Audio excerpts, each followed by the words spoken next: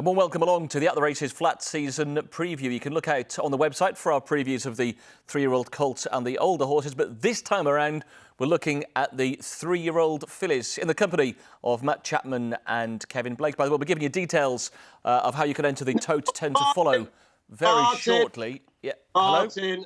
Yes. Yeah, come on. Before we get into all those details and the things that you love that get you a big fee for coming on to host this, let's get one thing right. As far as girls are concerned, there won't be an Irish 1, 2, 3, 4, anything like that in any classics. Great Britain will be great again. Come on, Great Britain. Well, not if the vibes, Kevin, about this Santa Barbara, right? I mean, what on earth has she been doing in Ballydoyle to be attracting this attention? Yeah, I tell you what, it's remarkable, isn't it? Just how short a price she is. Once race maiden winner. Look, obviously has a massive pedigree by Camelot. You know, a half to Iridescent Order of Australia. And look, she was very impressive this first day, the only day we've seen her. Very impressive. The form hasn't worked out especially well, but you know, she was well covered up. She showed loads of gears to get into the race and quickened the way for her hands and heels riding. Like, it was very impressive. And the talk from Hayden O'Brien has been, I suppose, uncharacteristically bullish, especially for a filly. You know, I spoke to him at the races there a few weeks ago, and I think an awful lot of people were quite taken aback with the tone of his comments and, you know, just what he said in terms of her work and the regard she's held in. You know, and it would have been natural for Aidan, I suppose, to look to get another run into her and run her in the Guineas trial at Leopardstown. He chose not to do that. And, you know, he said since that, you know, she shows no hints of greenness in what she does at home, you know, so they've chosen to go there straight, which is a very difficult thing to do. And Gennady, I suppose, is one that springs to mind that did it, but it's not a very common thing. One thing you'd say, just in terms of going straight there, is that the way Aidan trains his 3-year-old fillies seems to have changed a bit in recent years, in that for a long time, those that had a run prior to Newmarket outperformed those that went straight there, often, you know, despite what the market was expecting. But in the last few years now, he's had a few winners of the Newmarket 1000 Guineas on their first start of the season, you know, Minding, Hermosa, Love. So the fact that she's going straight there isn't as big a worry as it might have been. You'd love her to have a bit more experience, but, you know, Aidan would have been assessing her all the way through the spring in her work, and he's made a very deliberate choice not to give her another run. So no better man to put your faith in. But if you're not on board at bigger prices, she is very short now at the minute. Well, let's confirm what exact price she is for the 1,000 Guineas. Santa Barbara won her only start so far. She had lots of raw ability that day, but she's 7 to 4. Pretty Gorgeous 6 to 1, Alcohol Free 12s, Indigo Girl 12, Sacred 14, Saffron Beach 16 to 1. But we talked about the 2,000 Guineas and how that looks to be an open race. The betting suggesting this is a closed shop for Ballydoyle.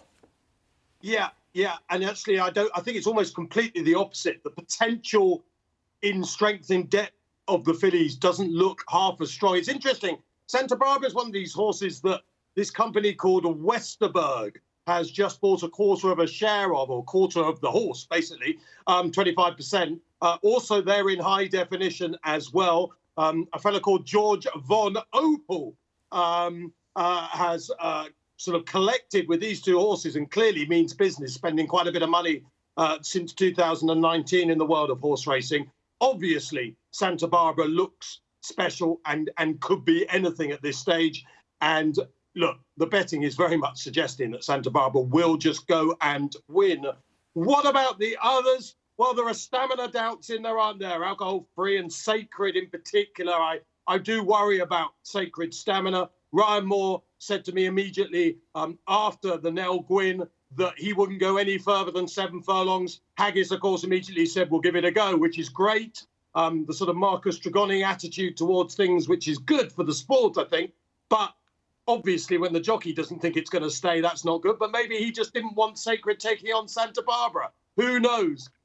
Indigo Girl is so ground dependent. Now, if it did come up soft, which looks very, very unlikely, judged by the weather forecast at the moment, although the next week is meant to be good weather in the UK, there is just a sign of some rain for Guineas weekend. But Newmarket very rarely goes soft. Indigo Girl seems to want it soft. Love Is You, very unlikely to run. There's Indigo Girl in picture now. And I like this horse, although I'm not a great fan. It sounds silly because I love American racing, but I'm not a great fan of headgear on classic contenders in Europe. But anyway, it doesn't stop them winning them, so I'm not going to go on too long about that. Love Is You is going to want soft ground and will probably go to France or might not even go for a Guineas. So at the moment, my gut feeling is that the each-way selection against Santa Barbara is Saffron Beach. Jane Chapel-Hyam has certainly taken her string to a new level in the last 2 or 3 years.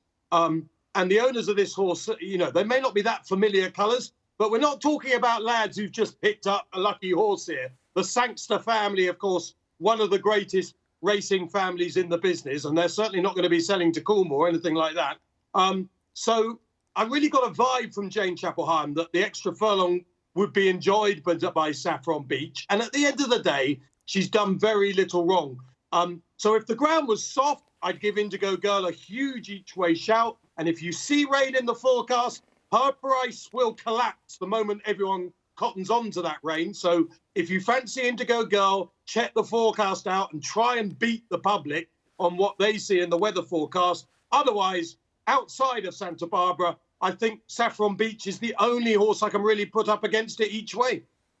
And of course, you can leave your comments on who you will think will win the 1,000 Guineas or would be a 3-year-old filly to follow at the bottom of the screen here. But Kevin, what about Pretty Gorgeous? You know her well, of course. She won the Fillies Mile. She's got form that ties in with Shale and, of course, Indigo Girl, who was just in behind her. Yeah, Group 1 winner, of course, Martin. And she has to be a contender, doesn't she? She's looked a very, very good filly from day one. She progressed all through last season. Shale got the better of her twice. But, she got the big one in the bag when she won the Fillies Mile. And it didn't go fully to plan now in terms of how the race went. It was a funny race, actually. I'd say it didn't go to plan for either of the front two, Indigo Girl as well, in that they both ended up probably getting to the front and making their challenge a bit earlier than their riders probably intended to. But, Pretty Gorgeous toughed it out. She's got experience of the track now. I know she's probably showing her best form on ground with knees in it, but I don't think nicer ground is a problem for her. You'd be amazed if she wasn't a better filly this year when you look at her physically. Big, scopy filly. She really should be a bit better this season. I think she's been really pleasing Joseph in recent weeks. He had the option of running in a trial like Santa Barbara. He decided she didn't need it. So I would take encouragement from that. And sure, look, hopefully she gets there in top form, and what she's already shown entitles her to a big shout. Looking, if you're talking about her, you have to talk about Indigo Girl. And, for me, I see her as more of an Oaks filly. I think John Gosden did a really good job with her last season because she's bred. There's plenty of quirk in her pedigree. She's a full sister to Journey, who was quite difficult. And as Matt says, they've had a hood on this filly from day one, and they've really been very, very careful to, I think they've been missing the kick deliberately on her to make sure she gets cover and to give her every chance to settle and relax and do things properly. And I think run to run, the penny was dropping and she was doing things the right way. And, she's bred for 1.5 miles. And now that they've got her relaxing, I think she will give herself a great chance of getting that sort of a trip. So I don't know if they'll start in the Guineas or an Oaks trial or what they'll want to do, but I could see her going on again this season. And I'm excited about her. But in terms of Guineas prospects, I would favour Pretty Gorgeous of the two. Well, Pretty Gorgeous may be a horse you could stick into the Tote 10 to follow, which opens again for the new season. Entries closing just ahead of Guineas weekends. You can select your 10 horses, points awarded for wins and places. Bonus points available as well, £5 per entry. The season running from the 1st of May to the 16th of October. Entries must be in by 11 o'clock on May the 1st, and there are prizes down to 500th. You can go to tote.co.uk/10 to follow to enter. And we can move our attention then to the Oaks over the 1.5 miles. And Santa Barbara, Kevin, we've talked about her as regards the 1,000 Guineas. How do you assess her prospects for staying the 1.5 miles? She's the 7-2 favourite, and it was 10-1 bar in the Guineas, but it's 16-1 bar on the Oaks. Yeah, I wouldn't necessarily be piling in on board now with Santa Barbara as an Oaks filly. she looked quick enough on debut now, and you look at that pedigree, and you can read it in a way that gives her a chance of staying 1.5 miles. But I think from the reports of her work and the way she looked first time, I'd say she might be a bit more about speed than stamina. More of a mile, maybe a 10 furlong filly than 1.5 mile filly. If she was to win the Guineas, with the connections she has, they might take the chance and run her in it. But personally now, I wouldn't be entertaining her at 7-2 at the minute. There's plenty of, I suppose I was going to say more unexposed fillies. They don't get much more unexposed than Santa Barbara, but I think there's much more value to be had outside of her in that particular market. Well, if we're looking for value, Matt, what about Tiona for Roger Veron? She looked pretty special when she won at Newcastle. Yeah, I like the look of Tiona. I think she could be a really, really good horse for the future. She links in with a horse called Sea Empress, and I can't really mention Tiona without mentioning Sea Empress because they both met at Newcastle. They're both at prices for the Oaks. Sea Empress trained by William Haggis and Kieran Fallon. Now, this is Tiona in winning action, having finished second to Sea Empress on the debut. And I just really like Tiona. I think this horse is a really big, lumpy sort. Now, that was a 9-length success of odds of 1-3. So all it did was show us that the horse was in good shape.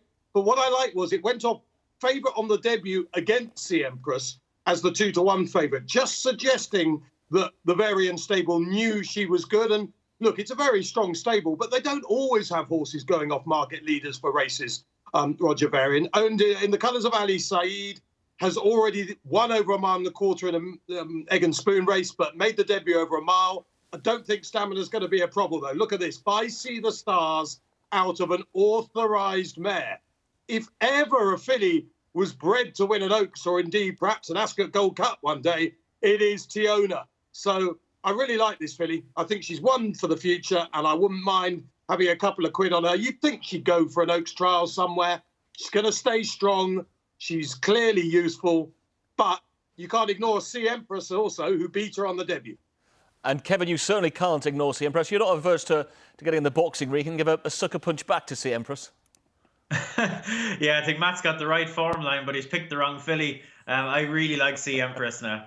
I thought she was very impressive that day, beating Tiona, despite greenness, despite missing the kick, despite really being ridden with education in mind. But as soon as she was asked to pick up, I just loved the way she made her headway. It was all very smooth, all hands and heels, was well on top of Tiona at the line, in my view, watching it. And I just really like the way she goes.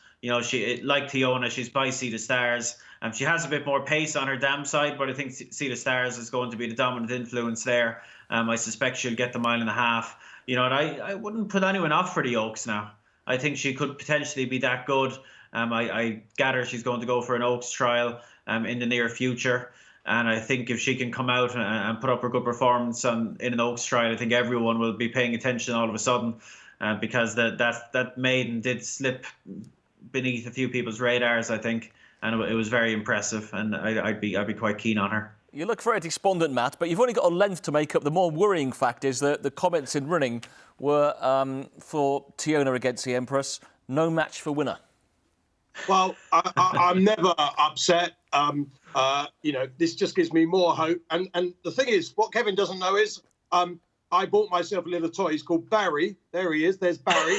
I pretend that is Kevin Blake, and I just go like this when I'm upset. Oh, Barry. I knew. We said on another program that I suspected you had voodoo dolls of fellow presenters. It turns out you have. It's more like something I can imagine you put you on your pillow next to you when you go to sleep. Pot Sunlight for Dermot Weld, Kevin. What about her chances? Which one, sorry? Port Sunlight. Yeah, pay attention, Kevin. Port Sunlight, you've caught me on the hop there. Let me look this filly up. She won a Goran Maiden last year. A dam was fifth in the Oaks.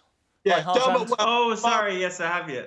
Yeah. Oh, the Harzan filly. Yeah, I got her now. Sorry. Yeah. She looked by Harzan. I think they very much seem like they'll be better 3-year-olds. He didn't have a huge amount of 2-year-olds to represent him now that got out. So you'd imagine with that factor alone, she should be a better 3-year-old. I'm just looking back through my notes here. Yeah, she was quite good. She was strong over the line. The ground was bad that day. Action would suggest that might be okay on a sounder surface.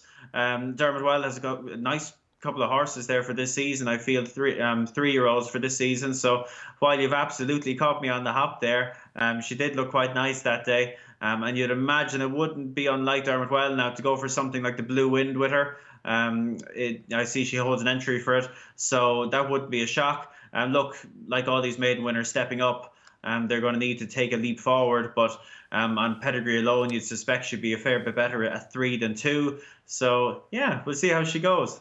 I'm glad you're familiar with her work, but any other names might you like to throw into the mix? I would just like to apologise to Dermot Weld and Moy Glesner, one of arguably the greatest Irish black trainer of all time. Moy Glesner, who piled money into the game for our enjoyment.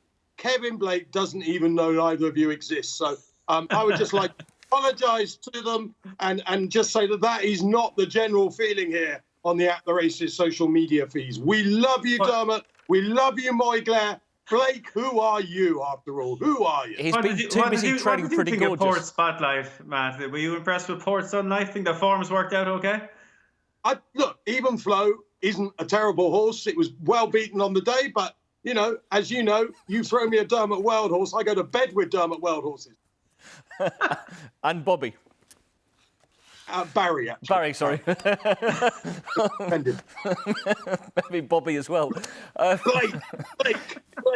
Blake. You can, of course, get an enhancement through the Tote's website on British and Irish racing. It's a new enhancement, and it's available on singles and multiples. A 10% enhancement to all customers betting on tote.co.uk. For example, any second now in the National, the SP of 15-2, the Tote paid 11.33.